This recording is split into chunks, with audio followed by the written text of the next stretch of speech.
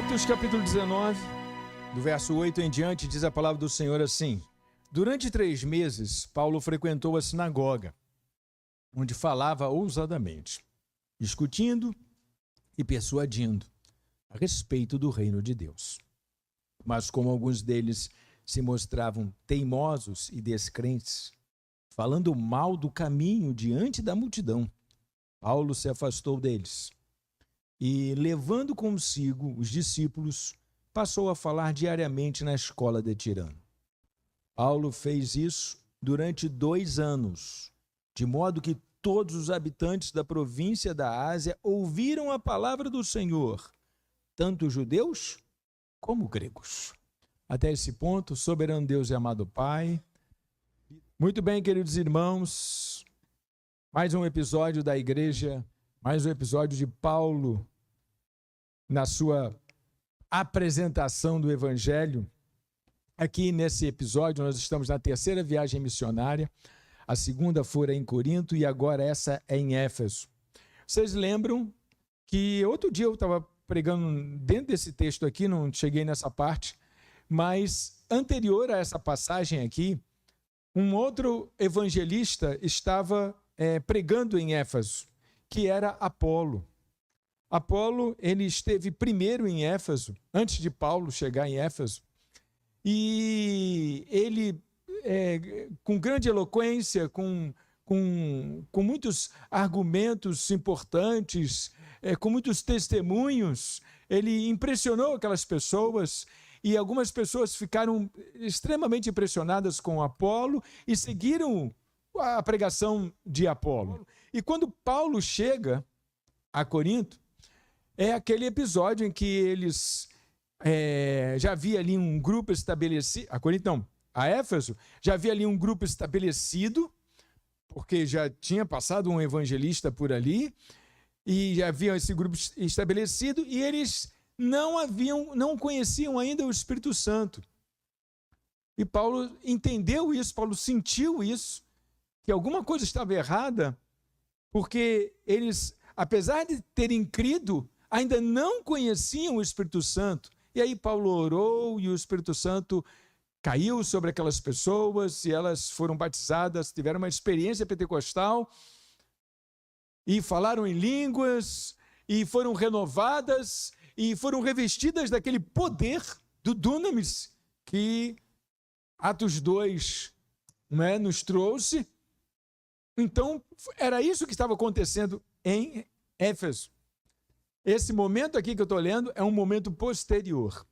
Porque nesse momento posterior, é um momento em que Paulo já havia passado por essa experiência de ter levado o Espírito Santo para aqueles que já tinham crido na pregação de Apolo, e agora eles estavam inflamando Éfeso. No entanto, essa pregação dentro da sinagoga estava encontrando uma resistência. Porque alguns criam sim, alguns foram batizados no Espírito Santo, mas havia um grupo que falava mal de quem era do caminho. E é usado, inclusive, essa palavra com letra maiúscula.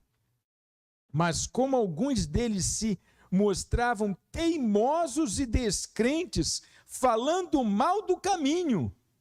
Caminho com letra maiúscula. O primeiro nome da igreja foi Caminho, olha só. A Igreja do Caminho. Olha só. Primeiro nome que essa igreja teve, ainda dentro da sinagoga, aquelas pessoas que estavam no caminho de Cristo. No caminho de ter uma revelação maior. Então, algumas pessoas dentro da sinagoga onde Paulo pregava, gente, quem estava interessado em aprender de Deus, em falar de Deus, estava dentro da sinagoga. Ia para a sinagoga. A sinagoga era o lugar onde o judeu, por excelência, ouvia falar de Deus. Ouvia das suas leis. Resolvia os seus conflitos. Então o judeu, ele estava ligado à sua sinagoga. Era a sua casa de fé, era a sua casa de reunião. Era uma casa onde todos todas as questões judaicas eram resolvidas ali. O templo ele servia para uma outra finalidade, num escopo bem maior, que era oferecer os sacrifícios, as festas, a adoração. E na sinagoga, a sinagoga era um lugar plural dentro do contexto judaico. Então Paulo se queria falar para judeu, tinha que estar dentro da sinagoga. Se queria levar o Cristo para aqueles a quem o Cristo veio salvar, ele tinha que estar na sinagoga. E ele estava lá. Só que ele percebia essa resistência. Algumas pessoas resistindo ao caminho. É coisa tão chata, né? Quando tem um preletor à frente, o pregador à frente, ele prega ali na igreja. Quando você não concorda, o que você faz? Né? Você vai embora, né? Vai para outra igreja que você concorda com o pregador e tal. Mas quando a pessoa fica contrariando, minando a pregação, não é bem assim que ele falou, não. Aquela passagem eu conheço muito bem, ele falou errado. Nos corredores, é mais ou menos isso que estava acontecendo aqui. Falavam mal daqueles que estavam entrando pelo caminho. E Paulo toma uma decisão. A decisão de Paulo é: não prego mais na sinagoga. Não vou mais pregar na sinagoga. Eu vou arrumar um outro lugar para pregar. E aí, muito interessante, irmãos, é onde ele arrumou para pregar. Onde ele foi arrumar para pregar? Ele não foi para a praça, ele não foi para debaixo da árvore. Ele foi para um lugar chamado Escola de Tirano. Eu fui procurar esse Tirano, e nos estudos bíblicos aqui, né, que a gente tem disponível, não diz exatamente quem era esse tirano. Tirano poderia ser um professor da escola ou um dos principais professores da escola. Tirano poderia ser o apelido de um professor. Tirano poderia ser o dono do espaço que alugava para a escola. Mas uma coisa é certa, que esse grupo desta escola, a escola de tirano, a palavra tirano, ela quer dizer exatamente isso que você está pensando: tirania, rigidez, autoritarismo. Ele foi para essa escola, a escola de tirano, a escola de um professor exigente. A ideia de que era um lugar onde as pessoas eram exigentes. Então ele vai para essa escola, provavelmente ele aluga um espaço nessa escola, e ele aí começa ensinando nessa escola. E no que essa escola ensinava? Pastor, o que uma escola nessa idade aí ensina? Algumas pessoas na antiguidade, elas se reuniam para trocar conhecimento, aprender com o outro que supostamente sabia mais do que ela. Isso começou muito antes de ter um espaço próprio. Isso começou debaixo das árvores, começou nos bosques. E o que se falava nesses grupos era o que se conheciam. E nesse contexto aqui, específico aqui, já existia alguma coisa institucionalizada, uma escola, não no molde que a gente entende escola, mas no molde em que era um centro onde as pessoas iam para adquirir conhecimento ou compartilhar conhecimento. Então se falava na escola de Tirano sobre assuntos filosóficos, assuntos de ética, assuntos de física e matemática. Eram as questões que eram apresentadas na escola de Tirano. Então, se você queria conhecer mais sobre temas existenciais, você estava na escola de Tirano. A filosofia dessa época não era uma filosofia, como eu posso dizer de hoje, né? Uma filosofia acadêmica. Era uma filosofia de aspirações dos pensamentos elevados, fazer o bem, está ligado aos bons pensamentos, pensamentos que te levam para a luz. Era uma forma de você ter uma mente elevada sem ter uma religião. E aí Paulo vai para a escola de Tirano, onde se ensina filosofia, física, matemática, onde o conhecimento. E o que é que tem nessa escola também, além dessas pessoas que ensinam esses tipos de matérias? O que existe nessa escola? Existiam muitas pessoas interessadas. Quem estava lá e não era obrigatório. Todo mundo que estava lá estava interessado em novos conhecimentos. Então, quem queria conhecer de alguma coisa, ele procurava uma escola para ouvir um filósofo, para ouvir um matemático, para ouvir, não é, alguém versado em algum tipo de saber. Quem queria. Ou seja, Paulo sai de um lugar onde nem todos tinham interesse em conhecer e vai para um outro lugar onde, meu Deus, agora todo mundo que está ali se coloca na posição de aluno para conhecer. Então, Paulo, na escola de Tirano, ele não era um cara que falava de religião. Ele foi entendido como uma pessoa que falava sobre ética, sobre maneira de viver, forma de viver. Ele apresentava o Cristo, e ele apresentava o Cristo como uma nova forma de você viver. Uma nova linha de conduta, uma ética. Uma ética, não tinha essa palavra na época, né? Mas a gente hoje vai dizer uma ética cristã. Um jeito de viver cristão. Um jeito de viver de acordo com a vontade do Cristo. E ele faz isso. Deu tanto certo, mas tão certo, que ele ficou lá o período todo que ele esteve em Éfeso. Ele ficou lá 2 anos. E toda a Ásia ouviu falar. Se ele estivesse na sinagoga, será que toda a Ásia teria ouvido falar? Ou só uma meia dúziazinha de pessoas ali e tal? A pessoa certa, no lugar certo, vai muito longe. Ele foi para um lugar onde as pessoas queriam ouvir sobre o que você sabe sobre Cristo. O que você sabe sobre este assunto aí? O que você sabe? E aí você sabe o que aconteceu? Pois é. O professor de matemática provavelmente falava no poder da matemática. O professor de filosofia provavelmente falava no poder da filosofia que ele tinha. Enfim, os professores traziam, mas Paulo, ao trazer a ética cristã, ele falava no poder de Deus. Agora, olha só, o poder de Deus também estava com Paulo para falar dentro da sinagoga. Ele não falava de forma diferente.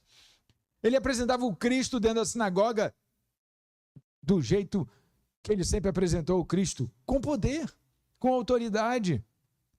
Mas, irmãos, Deus não atropela o coração de ninguém. Onde existe o contraditório, onde alguém desune, onde alguém fala mal, onde alguém se coloca como adversário, Deus não torce pessoas. Ele deixa as pessoas com as suas ideias. E eu fiquei me perguntando, por que na escola de Tirano foi um sucesso? Se o poder de Deus estava com Paulo também quando ele estava na sinagoga. Senão nós vamos ter que admitir isso. Não, então o poder de Deus não estava com Paulo quando ele estava na sinagoga. Mas eu acredito que estava. Porque algumas pessoas criam também. Algumas pessoas foram batizadas no Espírito Santo. O poder estava lá também. O problema eram as pessoas. O problema era o coração das pessoas, empedernido, endurecido. Alguns judeus rejeitavam veementemente e queriam continuar na sua leizinha de Moisés. Desculpa falar leizinha, mas nesse contexto, o que eles fizeram com a lei foi diminuir a lei. Porque quando Cristo chegou, ele cumpriu a lei de Moisés. Com glamour. Ele não disse que Moisés estava errado. Ele disse, vocês é que entenderam do jeito que vocês queriam entender. E aí diminuíram Moisés. E Paulo agora estava nesse lugar, pregando, falando com poder, autoridade de Deus. Mas as coisas não fluíam como tinham que fluir. Alguns falavam até mal do caminho que Paulo apontava, o caminho do reino. Deus não age na divisão, irmãos. Deus não flui. O Espírito Santo não flui. Tem que estar todo mundo no mesmo diapasão. Tem que estar todo mundo afinado. Na mesma nota. E Paulo estava dando murro, em uma hora. 3 meses. Ainda bem que ele ficou só 3 meses, né? Mas na escola de Tirano ele ficou 2 anos. Na escola de Tirano ele ficou todo o tempo em que ele esteve em Éfeso, na escola de Tirano. Porque quem aparecia lá queria aprender. E como é que você sabe que uma pessoa quer aprender? Quando ela diz que não sabe nada. Por isso que o sábio é sábio, porque ele sempre acha que ele pode aprender alguma coisa, porque ele não sabe nada, ou porque ele sabe pouco, ou porque ele não sabe. Então quem ia para a escola de Tirano ia para aprender. Se você disser que sabe, você já perdeu a oportunidade de aprender, porque quem sabe não precisa mais aprender. Então, queridos, essa história aqui, Éfeso é um lugar, ele respira o poder de Deus. Deixa eu dar mais um passo aqui. Aí o que acontece?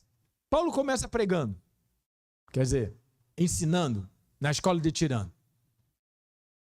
Como é que a gente pode imaginar que era essa mensagem de Paulo na igreja de Tirano?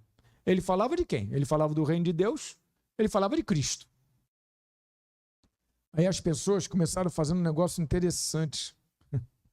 Deus, pelas mãos de Paulo, fazia milagres extraordinários, a ponto, não era uma regra, mas foi tão fantástico o que estava acontecendo na escola de Tirano, a ponto de levarem aos enfermos lenços e aventais do seu uso pessoal, diante dos quais as enfermidades fugiam das suas vítimas e os espíritos malignos se retiravam. Então, o Bruno foi assistir uma aula de Paulo, uma aula de ética, na escola de Tirano. Chegou lá, ficou maravilhado com aquela aula de ética, aquela apresentação do reino. E aí ele disse, caramba, Jesus tem esse poder todo. Jesus faz isso tudo. Aí ele tira a camisa, pede para Paulo orar a camisa, que ele vai levar essa camisa orada. E aí vai esfregar lá no doente. É mais ou menos isso. Saiu da cabeça das pessoas.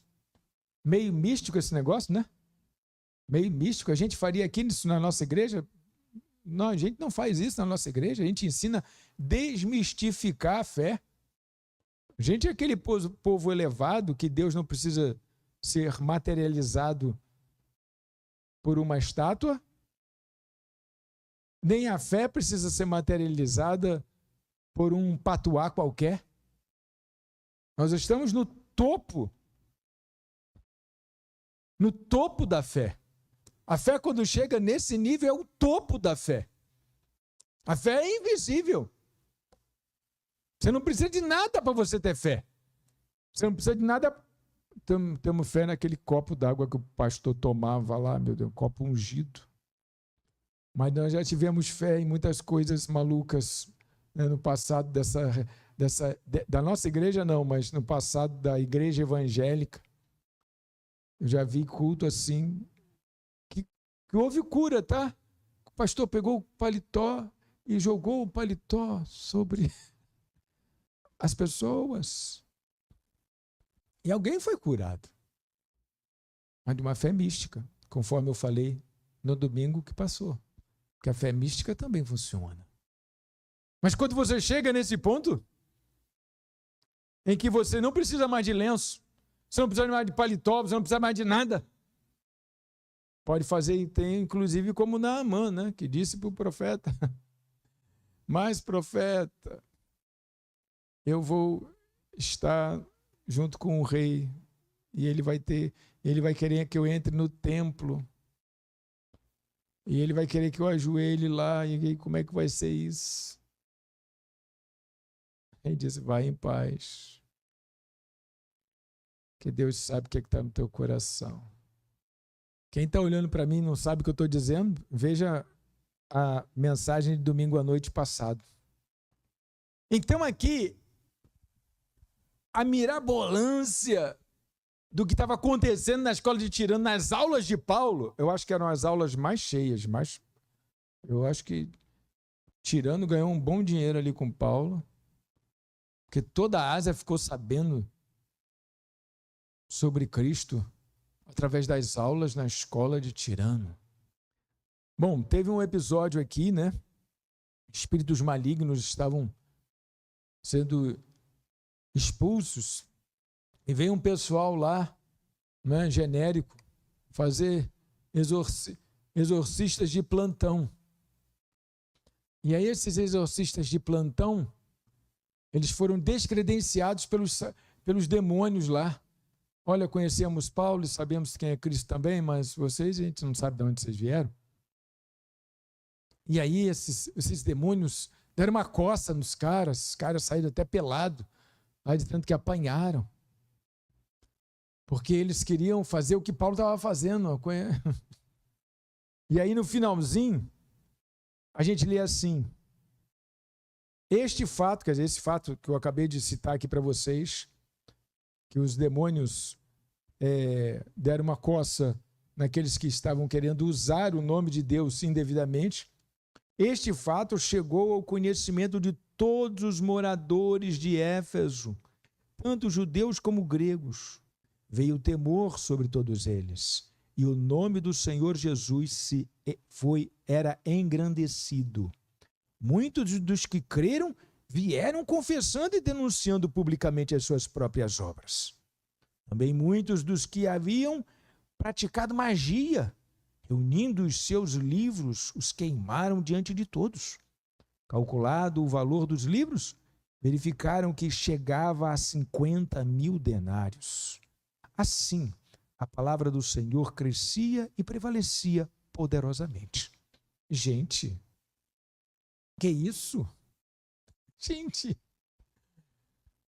era o mesmo Paulo que estava dentro da sinagoga, mas agora ele estava num lugar onde as pessoas aceitavam o que ele dizia, entendiam o que ele dizia, davam crédito ao que ele dizia. Então até lenço ungido fazia milagre. E agora, um grande temor cai, porque depois dessa coça que esses caras levaram, deviam ser pessoas conhecidas por essa prática de ficar expulsando demônio aqui, expulsando demônio ali, expulsando demônio acolá. E quando todo mundo ficou sabendo que eles tomaram uma coça, porque o demônio diz, eu conheço Paulo, eu conheço Jesus e sei quem é Paulo, mas vocês, eu não conheço. Como é que eu posso ir embora se eu não conheço? E deu uma coça nos caras.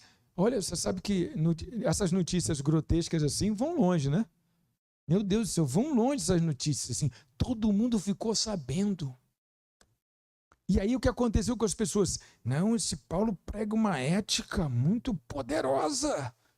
Essa ética do Cristo é muito poderosa. E aí eles vinham e já vinham se confessando. Vinham dizendo que tinham feito errado, vinham confessando seus erros. Olha que coisa fantástica, irmãos. Já chegavam confessando, veio temor sobre todos eles, e o nome do Senhor Jesus era engrandecido.